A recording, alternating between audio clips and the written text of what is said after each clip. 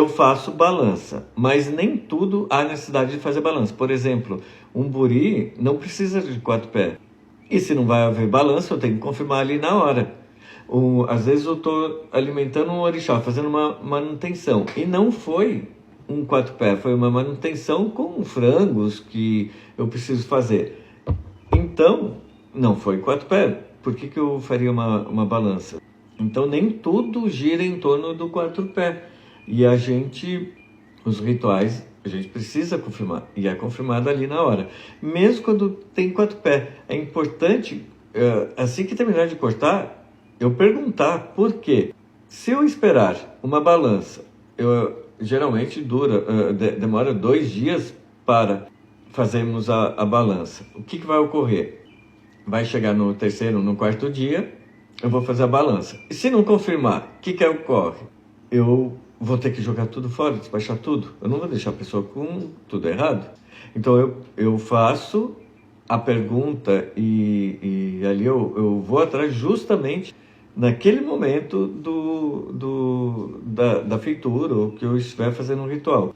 Então é importantíssimo perguntar: ah, tá tudo certo, faltou alguma coisa? Não. Então, se não faltou nada, toca a vida.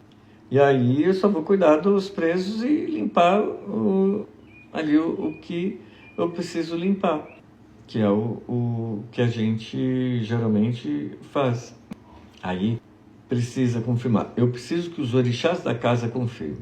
Um orixá de fora, por que ele confirmaria? É a mesma coisa que, se durante uma balança arrebentar a balança, eu peço agora o tamboreiro, se ele quiser ficar de testemunha para ver o que eu vou fazer, pode ficar de testemunha, que eu não tenho problema com isso, mas quem vai resolver a questão dentro do quarto santo sou eu.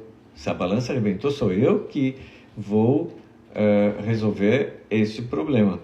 Eu não posso entregar para a mão de um tamboreiro que eu contratei, que às vezes nem é da minha casa, para resolver o problema. A casa é minha, o corte, a responsabilidade é minha, não está na mão dos outros. Com todo o respeito.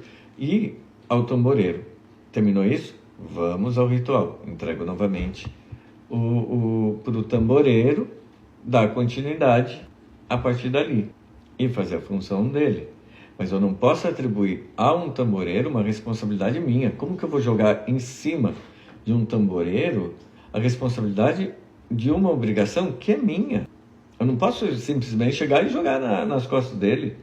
Pelo contrário, se quebrou uma balança, eu paro, vou no quarto santo, faço o que tem que fazer e agora meu pai está entregue ao Senhor novamente, dê continuidade. Acabou. Um super beijo para todo mundo e até a próxima.